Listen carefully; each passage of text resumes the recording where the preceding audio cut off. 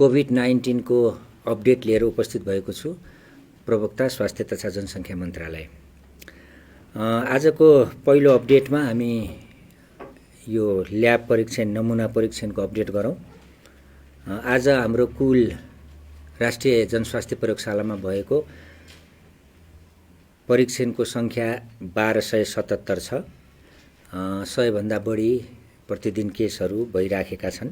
त्यसैगरी प्रदेशमा धरानको बीपी कोइराला स्वास्थ्य विज्ञान प्रतिष्ठान र पोखराको पोखरा स्वास्थ्य विज्ञान प्रतिष्ठान सँगसँगै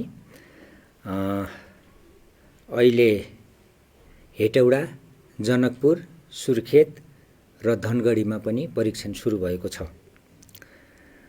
आज धरानमा 39 केस, जनकपुरमा 5 नमुना परीक्षण, हेटौडामा 5, पोखरामा 19, सुर्खेतमा 7, धनगढीमा 4 वटा परीक्षण भएको छ। बुटौलमा जडान कार्य सुरु भइरहेको अवस्था छ। यसरी हामीले प्रतिदिन चाहिँ अहिले यसको नमुना परीक्षणको दायरा बढाउँदै गर्दा धेरैजसो केसहरू चाहिँ हामीले समेट्ने प्रयास गरिरहेका छौँ र अहिले उपत्यका भन्दा बाहिर पनि यो परीक्षण चाहिँ सुरु भएको छ। अर्को अपडेटमा आइसोलेसनको कुरा गरौँ। आज नेपालभर 120 जना आइसोलेसनमा हुनुहुन्छ। उपत्यकामा 15 जना र उपत्यका बाहिर 105 जना। प्रदेशभरिमा हामीलाई प्राप्त जानकारी अनुसार 120 जना कुल आइसोलेसनमा हुनुहुन्छ कोभिड-19 को सम्भावित सङ्क्रमणमा। कन्ट्याक्ट ट्रेसिङको कुरा गर्दाखेरि पछिल्लो केस 6औं केसको कन्ट्याक्ट ट्रेसिङ सुरु भइसकेको छ। हाम्रो टिमले चाहिँ त्यो काम गरिरहेको अवस्था छ। हालसम्म सङ्क्रमित केस जम्मा 5 वटा हो। एउटा निको भएर गइसकेको बाहेक कुलमा 6 वटा। यो 5 वटामा आइसोलेसनमा उपचार भइरहेको टेकुमा 2 वटा, बागलुङमा 2 वटा र धनगढीमा 1 वटा छ। सबै सङ्क्रमितहरूको स्थिति सामान्य छ। कल सेन्टरको अपडेट दिन चाहन्छु। हाम्रो 2 वटा कल सेन्टर हो, हटलाइन 1115 र 1133। ती दुईटामा मिलाएर जम्मा 3502 वटा जिज्ञासाहरू हामीले चाहिँ एड्रेस गरेका छौँ।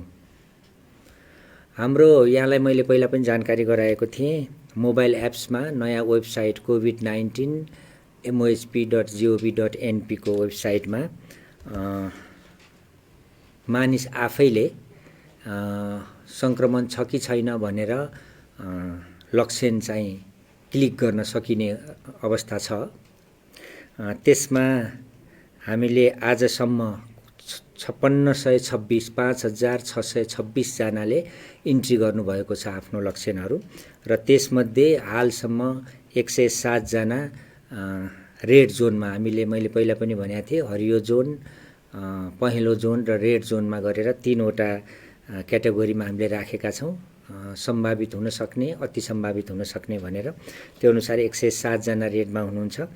यो सङ्ख्यालाई हामीले आफ्नो यो एपिडेमियोलोजी तथा रोग नियन्त्रण महाशाखा मार्फत फलोअप गर्ने गर्छौँ। तर मैले यहाँनिर भन्नुपर्दाखेरि केहीले आफ्नो विवरणहरू करेक्ट हिसाबले भरेको पाइएको छैन। फोन नम्बरहरू, एड्रेसहरू, नामहरूमा अलिकति नमिल्दो खालको लेखेको पाइएको छ। यसो नगर्नु हुन म अनुरोध गर्छु। किन भन्दाखेरि यो यहाँहरूको सजिलोको लागि हो। किन भन्दा अहिले लकडाउनको स्थिति छ। यहाँहरूले यो वेब प्रयोग गरेर आफ्नो घर बसी मलाई यो भएको छ, म हुन सक्छु कि सक्दैन सम्भावित भनेर जान्ने मौका हो। यो मौकाको सदुपयोग गर्नुहोस् र हामीलाई काम गर्न पनि सजिलो हुन्छ। किन भन्दा भोलि यहाँहरूको गलत एड्रेसले हाम्रो टिमहरू त्यो ठाउँमा पुग्यो भने त्यहाँ चाहिँ यहाँहरूलाई फेला पार्न सकेन भने हाम्रो प्रयास पनि व्यर्थ जान्छ र जसले सहयोग पाउनु पर्थ्यो उहाँहरू पनि सहयोगबाट वञ्चित हुनुहुन्छ। त्यसकारणले मेरो आग्रह छ, सबै आफ्ना सूचनाहरू करेक्टली चाहिँ भरिदिनु होला। त्यसपछि केही अपडेटहरूमा हाम्रो आज भक्तपुरको क्वारेन्टाइनमा खरिपाटीमा रहेका सबै 96 जनाको नमुना सङ्कलन गरिएको अवस्था छ। त्यसै गरी हाम्रो स्वास्थ्य सेवा विभागमा राष्ट्रिय जनस्वास्थ्य प्रयोगशाला, एपिडेमियोलोजी तथा रोग नियन्त्रण महाशाखा र विश्व स्वास्थ्य सङ्गठन बीच छलफल भएको छ। यो छलफलले केही निष्कर्षहरू निकालेको छ। हामी कसरी ट्रेसिङलाई प्रभावकारी बनाउने, यहाँहरूको मिडिया मार्फत पनि धेरै कुराहरू यसमा उठेको थियो र कसरी चाहिँ यो नमुना सङ्कलनको दायरा बढाउने भनेर केही डिसिजनहरू पनि भएका छन्। त्यसै गरी यो कैलाली र कञ्चनपुरमा 92 जनाको क्वारेन्टाइनमा रहेका व्यक्तिहरूको नमुना सङ्कलन गरिएको छ। उहाँहरूको चाहिँ नमुना अब परीक्षणको क्रममा छ। त्यसै गरी हाम्रो यो उच्च स्तरीय समिति CCMCमा विषयगत समूहहरू जो 4वटा छन्, मैले पहिला पनि यहाँहरूलाई जानकारी गराएको थिएँ। मेडिकल समूह, लजिस्टिक समूह, शान्ति सुरक्षाको समूह र मिडिया म्यानेजमेन्ट समूह गरेर 4 समूह छ। त्यसको छुट्टा छुट्टै बैठकहरू बसेर माननीय उपप्रधानमन्त्री तथा रक्षा मन्त्रीज्यूको उपस्थितिमा छलफलहरू भएका छन्। यसले के देखाउँछ भन्दा हामी चाहिँ अलि व्यवस्थित तरिकाले, एकीकृत तरिकाले स्वास्थ्य मन्त्रालय र योभन्दा बाहिरका मन्त्रालयहरूसँग भएका क्रियाकलापहरू, यो कोभिड-19 को रोकथाम तथा नियन्त्रणमा भएका प्रयासहरूको सामूहिक समीक्षा गर्ने, सामूहिक योजना बनाउने र सामूहिक रूपले चाहिँ एक्सन प्लानमा जाने जुन यसको मुख्य उद्देश्य हो, त्यसमा काम भएको छ। अब दुईटा कुरा, यो धेरै उठेको सवालहरूमा मैले सानो पुष्ट्याइ भनौँ गर्न चाहन्छु।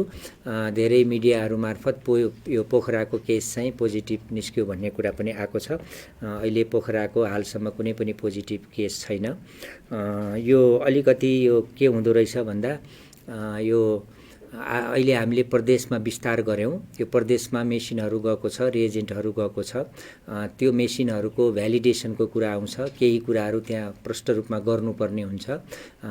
मतलब सङ्ख्या चाहिँ यथेष्ट रूपमा गरेर पोजिटिभ नेगेटिभको सङ्ख्याहरू आएर अन्त पनि भेरिफाई भयो भने यो सब सिस्टम ठिक छ भनेर यो एउटा नर्मल फेनोमेना हो। यसमा फेरि त्यहाँ परीक्षण हुने, त्यसपछि फेरि हाम्रो राष्ट्रिय जनस्वास्थ्य प्रयोगशालामा आउने, यो दोहोरो भयो भन्ने कुरा पनि केहीले उठाउनु भएको छ। त्यसो हुँदैन। यो चाहिँ भ्यालिडेसन गर्ने क्रममा त्यो मसिन र रिएजेन्टहरू मिल्नेको कुरालाई हेर्दाखेरि केही नमुनाहरू चाहिँ हामीले गर्नुपर्ने हुन्छ। त्यो भनेको हाम्रो निर्णयहरू, हाम्रो चाहिँ परीक्षणको नतिजा चाहिँ कङ्क्रिट होस् भन्नलाई हो। यो सधैँभरि गर्नु पर्दैन, केही समयको लागि हुन्छ।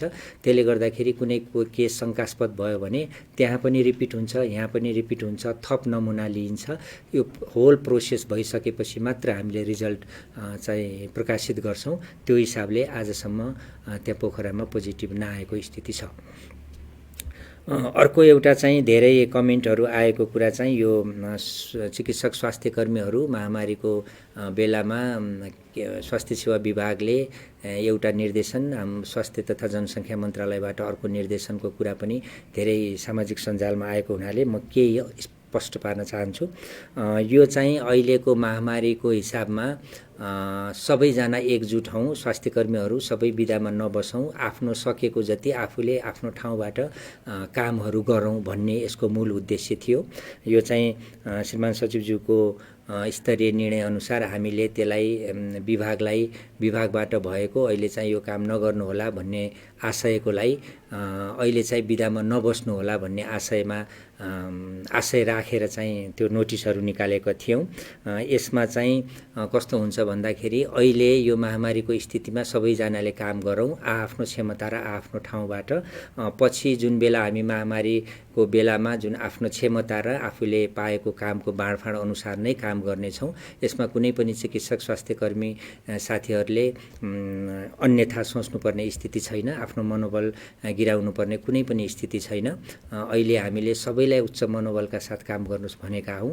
यसमा केही मिसअन्डरस्ट्यान्डिङ भएको भएले मैले चाहिँ त्यसमा स्पष्ट पार्न चाहेको विषय त्यो हो। त्यसले गर्दाखेरि आफ्नो क्षमता र आफूले भ्याएसम्म आफ्ना कामहरू आफ्नो तरिकाले गरि पनि राख्नु भएको छ, त्यही अनुसार नै गर्नुहोस् भन्ने हो।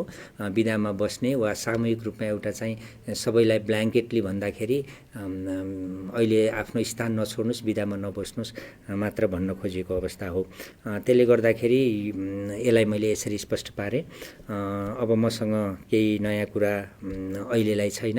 अन्तिममा चाहिँ अब यो अहिले चाहिँ हाम्रो पिपिईको पर्याप्तता र यो जुन हिसाबले सामाजिक सञ्जालमा पिपिईको प्रयोगको पनि एउटा भनौँ न डेमोको हिसाबले अलि धेरै डेमो भयो जस्तरी आएको छ, त्यो चाहिँ नगरिदिनु हुन अनुरोध गर्दछु। किनभने पिपिईको यसै पनि सर्टेज छ, जति ल्याए पनि सर्टेजै हुन्छ। किनभने हामी केही महामारी हुनसक्छ भनेर बसिरहेको छौँ, हामीलाई पछि धेरै कुरा चाहिन सक्छ। त्यसले गर्दाखेरि त्यस्तो कुराहरू नगरिदिनु अनुरोध गर्छु। र अरूलाई पनि यो हाम्रो चाहिँ स्वास्थ्यकर्मी चिकित्सकहरूको मनोबल गिर्ने गरी कसैले पनि कामहरू नगरिदिनुहोस्, हामी सबै मिलौँ, एकजुट हौँ भन्न चाहन्छु। अनि केही हिसाबमा यो निजी अस्पतालहरूको पनि कुराहरू आइरहेछ, हामी हरेक दिन सहकार्यमै छौँ। अब यो स्थिति पनि नआओस् कि अहिले मैले हिजो पनि जानकारी गराएको थिएँ, यो हाम्रो यो साउथ इस्ट एसियाको WHO को एउटा यो भर्चुअल कन्फरेन्स भएको थियो। त्यहाँ पनि धेरै कुराहरू यो पिपिईको र सर्टेज र यसको कुराहरू आएको छ। त्यसले गर्दाखेरि हामी सबैले मिलेर पनि जानुपर्छ। र त्यहाँ अर्को उठेको कुरा के पनि हो भन्दा यो कोभिड-19 बाहेक अन्य बिरामीहरूको अन्य देशहरूमा पनि यस्तो खाले समस्या छ। त्यसले गर्दाखेरि हामी सबै ग्लोबल्ली स्वास्थ्यकर्मीहरूले चिकित्सकले बुझ्नुपर्ने कुरा, हरेक मानिस इमर्जेन्सीमा परेको हुनसक्छ। त्यो हरेक किसिमको इमर्जेन्सी चाहिँ अहिले हामीले हेरिदिनुपर्छ। नियमित कुराहरू मात्रै केही समयलाई थाती राखौँ भनेको हो। त्यो हिसाबले हरेक अस्पतालहरूले यो जुन अहिले केही कुराहरू आइरहेछ त्यो चाहिँ दोहोरिने छैन भनेर म विश्वास गर्दै आजको चाहिँ यो अपडेट यही समाप्त गर्छु। धन्यवाद।